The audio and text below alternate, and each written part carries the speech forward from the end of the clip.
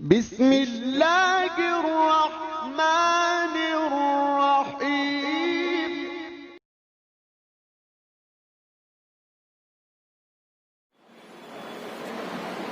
نحمده ونصلي على رسوله الكريم أما بعد فأعوذ بالله من الشيطان الرجيم بسم الله الرحمن الرحيم يا أيها الذين آمنوا ادخلوا في السلم كافة ولا تتبعوا خطوات الشيطان إنه لكم عدو مبين صدق الله العظيم.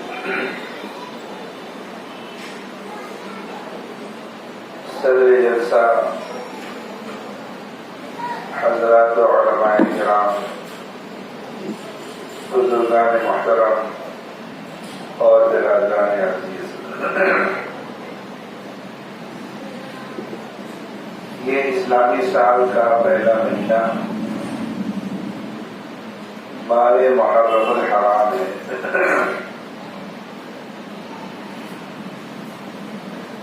یہ ماہ مبارک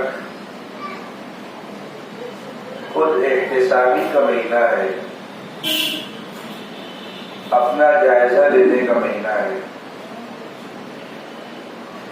گزرے ہوئے سال میں کتنا عمل ہم نے دین و شریعت کے تقاضوں کے مطابق کیا ہے اور کتنا عمل دین و شریعت کے تقاضوں کے خلاف کیا ہے، اس کا جائزہ لینے کا یہ مہینہ ہے۔ اگر احکام شریعت کی پاسداری ہوئی ہے تو اس پر اللہ کا شکر ادا کرنا چاہیے، اور احکام شریعت کی ادائیگی میں کوتاہی ہوئی ہے تو توبہ و استغفار کرنا چاہیے، اللہ کی طرف رجوع ہونا چاہیے۔ اس ماہ مبارک میں چند کام سارے اہل ایمان کے لیے کرنے کے۔ سب سے پہلا کام تو یہ ہے کہ ہم دین سیکھیں اور دین پر عمل کریں۔ دین پر عمل کرنا دین سیکھنے پر موقوف ہے۔ سیکھیں گے تو عمل کریں گے، نہیں سیکھیں گے تو عمل کس طریقے سے کریں گے؟ اور دین پر عمل کرنے میں ہی، دین پر چلنے میں ہی دنیا و آخرت کی کامیابی اور کامرانی ہے۔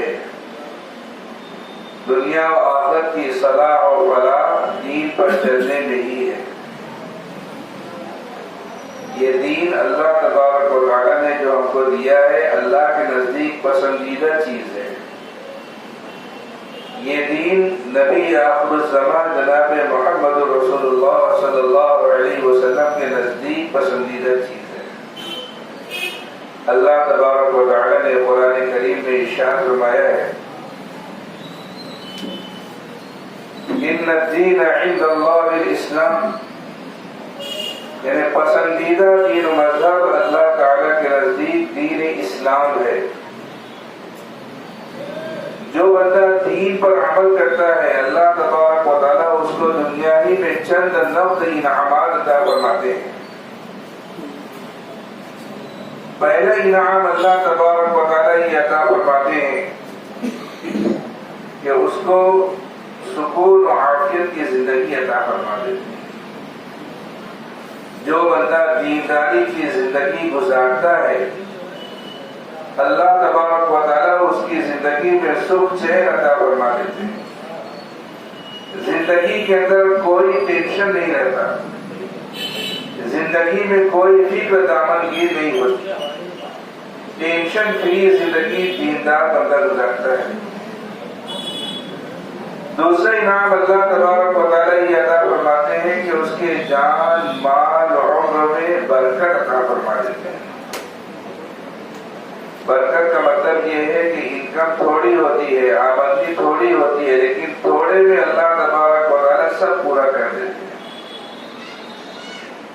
اور تیسرا انعام اللہ تبارک و تعالیٰ یہ عطا فرماتے ہیں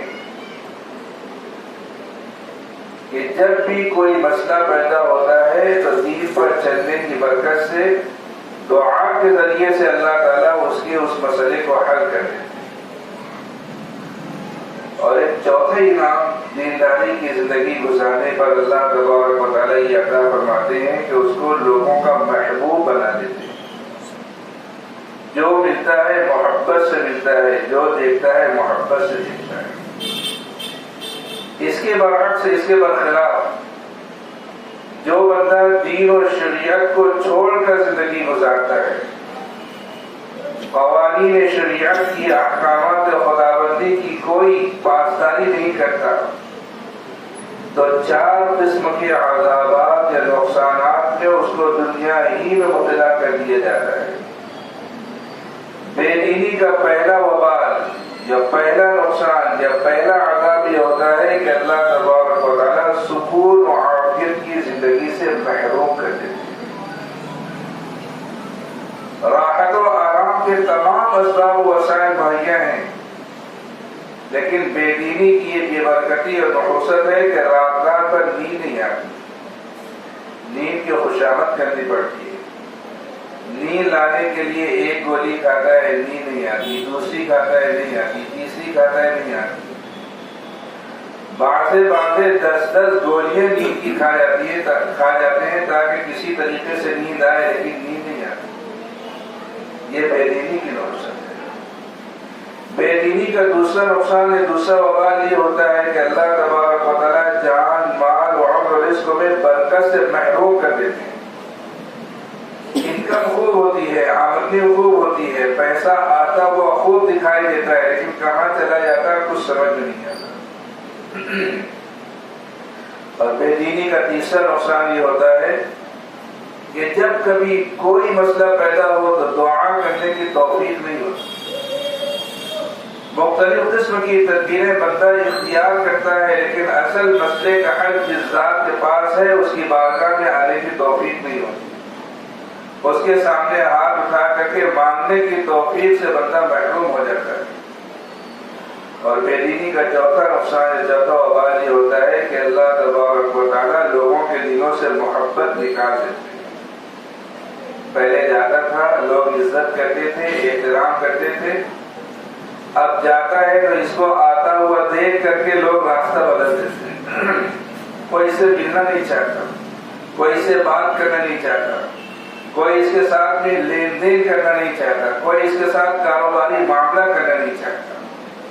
تو دینداری کی زندگی بندہ گزارے گا تو اللہ تبارک و تعالیٰ یہ 4 انعامات نقد دنیا ہی میں عطا فرمائیں گے۔ بے دینی کی زندگی گزارے گا تو یہ 4 قسم کے نقصانات میں اس کو دنیا ہی میں مبتلا کر دیا جائے گا۔ اس لیے دین سیکھنا اور دین پر عمل کرنا ضروری ہے۔ بعض عارفین نے کہا ہے کہ ہوا اور پانی کے بغیر زندگی گزارنا ممکن ہے، لیکن دین کے بغیر زندگی گزارنا ناممکن ہے۔ جب دین سیکھیں گے تو ہم کو یہ بات معلوم پڑے گی کہ کون سا عمل دین کا جزء ہے اور اس کو کرنا چاہیے، اور کون سا عمل دین کا جزء نہیں ہے اس کو ترک کرنا چاہیے، اس کو چھوڑ دینا چاہیے۔ جو دین ہے اس پر عمل کرنا ہے، جو دین نہیں ہے اس پر عمل نہیں کرنا ہے، اس سے کلی اجتناب کرنا ہے۔ اور پورا دین قرآن اور احادیث کے اندر موجود ہے، فقہی کتابوں کے اندر اسی کی تشریح و توضیح ہے۔ تو پہلا کام اس ماہ مبارک کے اندر یہ کرنا ہے کہ ہم دین سیکھیں اور دین پر چلیں۔ کرنے کا دوسرا کام اس ماہ مبارک کے اندر یہ ہے کہ ہم صحابہ کرام رضوان اللہ تعالی علیہ اجمعین کی عظمت و محبت کو اپنے دل میں بٹھائیں۔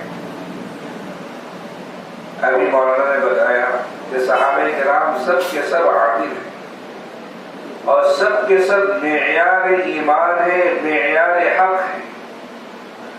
قرآن کریم کے اندر صحابہ کرام کی عظمت و فضیلت کو واضح کرنے والی بہت سی آیات ہیں، بہت سے بیانات ہیں۔ ایک جگہ قرآن کریم میں اللہ تعالیٰ نے ارشاد فرمایا ہے کہ بَإِنْ آمَنُوا بِمِثْلِ مَا آمَنْتُمْ بِهِ فَقَدِ اهْتَدَوْا، اگر وہ سارے کے سارے لوگ بھی یعنی کفار، مشرکین اور یہود و نصارا اس طریقے سے ایمان لے آئے جس طریقے سے تم لوگ ایمان لائے ہو، تو وہ بھی راہ ہدایت کو پا لیں گے۔ تمام مفسرین کرام پہ اس بات پر اتفاق ہے کہ اس جگہ پر تم سے مراد صحابہ کرام رضوان اللہ تعالی اجمعین کی جماعت ہے۔ صحابہ کرام رضوان اللہ تعالی اجمعین کے ایمان کو دوسرے لوگوں کے لیے ایمان کا معیار بتایا گیا ہے۔ وہی ایمان معتبر ہوگا جو ایمان صحابہ کرام رضوان اللہ تعالی اجمعین کے جیسا ہوگا۔ دینی احکام، قرآن و حدیث اور امت کے عام افراد کے درمیان میں صحابہ کرام رضوان اللہ تعالی اجمعین واسطے کی حیثیت ہے۔ اگر صحابہ کرام رضوان اللہ تعالی اجمعین کو درمیان میں سے نکال دیا جائے گا، ہٹا دیا جائے گا، تو دین و شریعت کی پوری عمارت منہدم ہو جائے گی، پوری عمارت جو ٹھسل جائے گی۔ صحابہ کرام نے دین کی ایک ایک بات کو جو محفوظ کیا اور محفوظ کر کے انہوں نے بعد میں آنے والوں تک اسے پہنچایا۔ حدیث شریف میں حضور نبی کریم صلی اللہ علیہ وسلم نے ارشاد فرمایا ہے کہ میرے صحابہ کو برا بھلا مت کرو، اس لیے کہ بعد میں آنے والوں میں سے کسی کا احد پہاڑ کے برابر سونا خرچ کرنا بھی صحابہ کرام رضوان اللہ تعالی اجمعین کے ایک مد یا نصف مد جو کے صدقے کے برابر نہیں ہو سکتا۔ اللہ تبارک و تعالی نے یہ مقام مرتبہ ان کو عطا فرمایا۔ حضرت عبداللہ ابن عمر رضی اللہ عنہ فرمایا کرتے تھے کہ حضور نبی کریم صلی اللہ علیہ وسلم کے صحابہ کو برا بھلا مت کہو، ان پر لعن طعن مت کرو، اس لیے کہ صحابہ میں سے کسی ایک کا ایک گھڑی عبادت کرنا تم میں سے کسی ایک کا ساری عمر عبادت کرنے سے افضل اور بہتر ہے۔ حضور نبی کریم صلی اللہ علیہ وسلم کی صحبت کے لیے اللہ تبارک و تعالی نے صحابہ کرام رضوان اللہ تعالی اجمعین کی جماعت کا انتخاب فرمایا ہے۔ صحابہ کرام رضوان اللہ تعالی اجمعین کی عظمت کے منافی کوئی کام کرنا، کوئی بات کہنا، یہ اہل سنت والجماعت کا طریقہ نہیں ہے۔ جو لوگ اہل سنت والجماعت سے خارج ہیں وہی لوگ صحابہ کرام رضوان اللہ تعالی اجمعین کی تحقیر و تصدیق کرتے ہیں، اور یہ معاملہ، یہ بات ایمان کے لیے بہت ہی خطرناک چیز ہے۔ اس لیے بندہ اگر اپنے دین و ایمان کی حفاظت چاہتا ہے تو اس کے لیے ضروری ہے کہ صحابہ کرام رضوان اللہ تعالی اجمعین کی عظمت و محبت کو اپنے دل کے اندر جگہ دے۔ اور تیسرا کام اس ماہ مبارک کے اندر جو کرنے کا ہے وہ یہ کہ ہم استغفار کی کثرت کریں۔ استغفار بہت سے بڑے بڑے مسائل کا حل ہے۔ حضور نبی کریم صلی اللہ علیہ وسلم کی صرف ایک حدیث شریف میں آپ کے سامنے پیش کرتا ہوں۔ آپ صلی اللہ علیہ وسلم نے ارشاد فرمایا ہے کہ من لزم الاستغفار جعل اللہ من كل ضيق مخرجا ومن كل هم فرجا ويرزقه من حيث لا يحتسب۔ صرف آپ اس کا ترجمہ دیکھیے اور غور کیجیے کہ جو انسانوں کے آج کل کے بڑے بڑے مسائل ہیں ان مسائل کا تذکرہ اس حدیث شریف کے اندر کیا گیا ہے اور اس کا حل بتایا گیا ہے۔ آپ صلی اللہ علیہ وسلم نے ارشاد فرمایا کہ جو بندہ استغفار کی کثرت کرے گا اللہ تبارک و تعالی ہر تنگی سے نکلنے کے لیے ایک راستہ پیدا کر دیں گے اور اس کے تمام غموم و غموم کو اللہ تعالی دور کر دیں گے، اور ایسی جگہ سے اللہ تبارک و تعالی اس کو رزق عطا فرمائیں گے جہاں سے اس کو رزق ملنے کا وہم و گمان بھی نہیں ہوگا۔ اور اس کے علاوہ استغفار کی کثرت کے علاوہ ایک اور اہم کام ہے جس کی مشق اور ٹریننگ اس مہینے سے شروع کرنی ہے تاکہ ہمارا سال پورا اچھی طریقے سے گزرے، وہ ہے اتباع سنت۔ حضور نبی کریم صلی اللہ علیہ وسلم کی سنتوں کی اتباع اور پیروی۔ حضور صلی اللہ علیہ وسلم کی سنتوں کے اندر جو محبوبیت کا رنگ ہے، جو سنتوں کا اتباع کرتا ہے، سنتوں کی پیروی کرتا ہے، اللہ تبارک و تعالیٰ کا محبوب بنتا ہے۔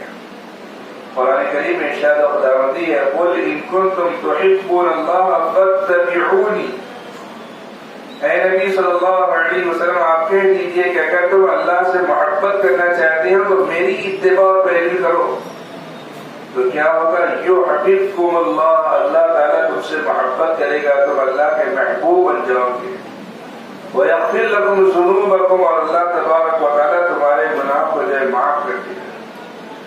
مشہور و معروف حدیث شریف ہے، حضور پاک صلی اللہ علیہ وسلم نے ارشاد فرمایا ہے کہ جو بندہ قوم کے فتنہ و فساد کے زمانے میں میری کسی ایک مٹی ہوئی سنت کو زندہ کرے گا، اللہ تبارک و تعالیٰ اس کو ایک شہید کا اجر و ثواب عطا فرمائے گا۔ یہ زمانہ فتنہ و فساد کا زمانہ ہے، حضور نبی کریم صلی اللہ علیہ وسلم کی سنتوں کی عظمت و محبت کی دلوں سے کم ہوتی جا رہی ہے، لوگ سنتوں کے ترک کے عادی بنتے جا رہے ہیں۔ ایسے وقت میں اگر اپنے کسی عمل سے حضور نبی کریم صلی اللہ علیہ وسلم کی کسی ایک سنت کو بندہ زندہ کرے گا، اللہ تبارک و تعالیٰ اس کو وہ اجر ثواب عطا فرمائیں گے جو ایک شہید کو اللہ تبارک و تعالیٰ عطا فرمائیں گے۔ تو کہنے کا خلاصہ یہ ہے کہ یہ محرم الحرام کا مہینہ ہے، یہ مہینہ خود احتسابی کا مہینہ ہے، اپنے اعمال کا جائزہ لینے کا مہینہ ہے۔ گزرے ہوئے سال میں اگر اللہ تبارک و تعالیٰ کی اطاعت و فرمانبرداری ہوئی ہے تو اس پر شکر ادا کرنا چاہیے، اور اگر کوئی کوتاہی ہوئی ہے تو توبہ اور استغفار کر کے آئندہ کے لیے متنبہ اور آگاہ اور چوکنا رہنے کی ضرورت ہے کہ ہمارا کوئی عمل دین و شریعت کے خلاف نہ ہو۔ اور اس ماہ مبارک میں کرنے کی یہ اہم چار کام ہے۔ پہلا کام یہ ہے کہ ہم دین سیکھیں اور دین پر عمل کریں، اور دوسرا کام یہ ہے کہ صحابہ کرام کی عظمت و محبت کو اپنے دل میں بٹھائیں، اور تیسرا کام یہ ہے کہ ہم استغفار کی کثرت کریں، اور چوتھا کام یہ ہے کہ حضور پاک صلی اللہ علیہ وسلم کی سنتوں کا اتباع کریں۔ اللہ تبارک و تعالیٰ سے دعا ہے کہ اللہ تبارک و تعالیٰ کئی کئی باتوں پر عمل کرنے کی توفیق عطا فرمائے۔ وآخر دعوانا الحمدللہ۔